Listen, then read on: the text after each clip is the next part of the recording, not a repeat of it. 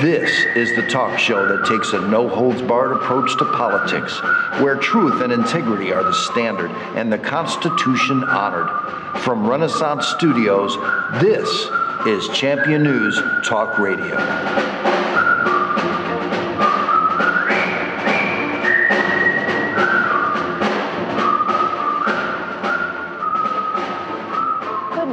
Welcome to another great edition of Champion News Talk Radio. We're brought to you by championnews.net, your choice for the conservative voice.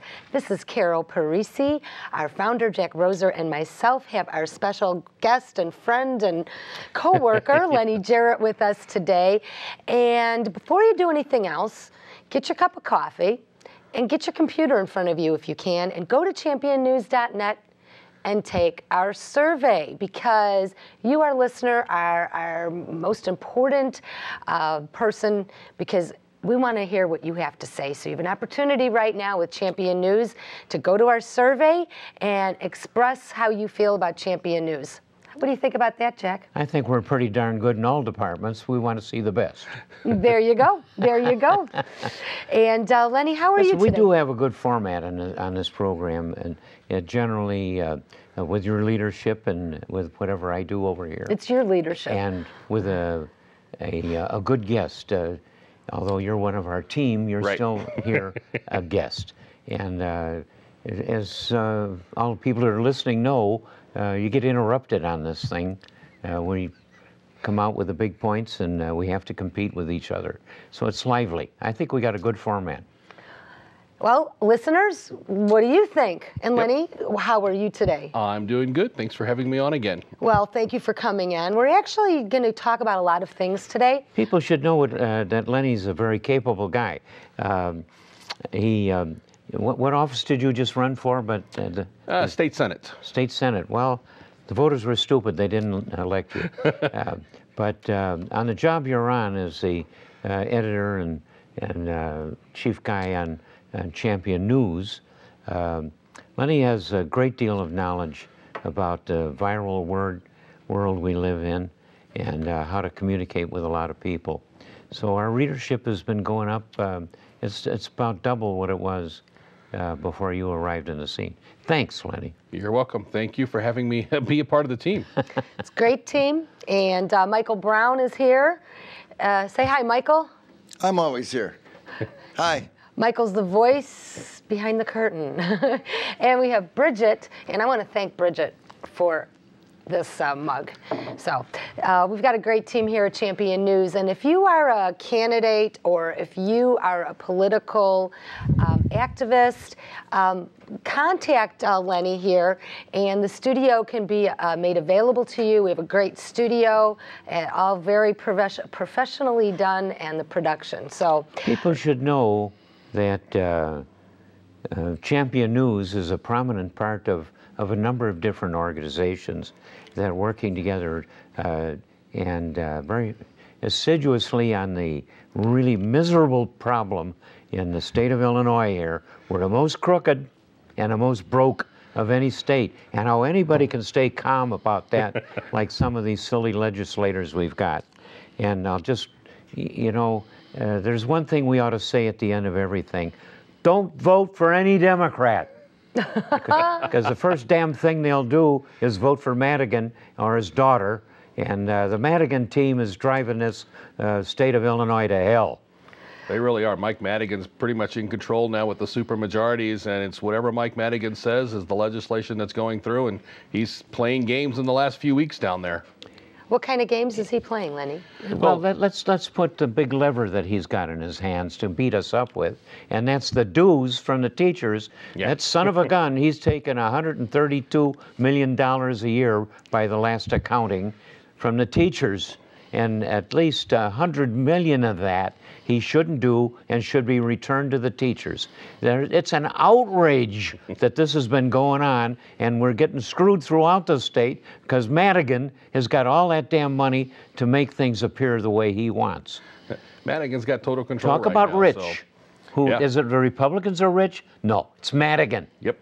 Well, okay, to your point, I live in High School District 211, and I had a little article on my computer this week saying that almost 43% of our retired teachers make over 6 figures a year on their pension. Yes. That's astounding to me. That's on my taxpayer dollars. Yeah, that's and on they're not everybody's. doing anything. They're not producing anything anymore. Well, this is you're talking about this is the retired. Let's be fair to the teachers. The teachers are the pawns in a game that's being run by the stinking IEA Teachers Union. And they're the guys that are responsible for bankrupting the whole state, and the teachers aren't going to get the pensions they thought they were going to get. They'll probably get something. They aren't going to get what that lying stinking union told them was, and they paid the teachers promises and salaries to get them on their side, while the union ran the whole education system, and they're screwing the kids, the parents, and the taxpayers, and everybody. That stinking union is the worst blight that ever happened to the state of Illinois. Yeah, it's all and about Madigan the money. is damn glad of it because he's getting the juice. Well, Lennie, you have a chart here, isn't? Yeah, I've got the District chart here. Palatine-Schaumburg District 211 is the highest in the whole state.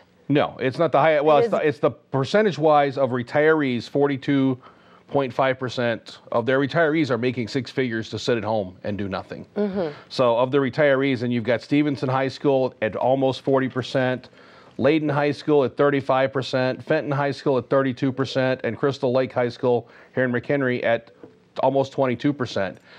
And it's coming from the benefits that the legislator Michael Madigan is passing, that's raising these salaries up. So when they retire, they're getting huge benefits. A lot of these teachers are actually making more money and sitting at home not teaching than they are making. There's one from Peoria that right now is making $150,000 in retirement to sit at home. Her salary when she left was $75,000. How did it double? So she's paid a good deal more in Think what happens with the superintendents.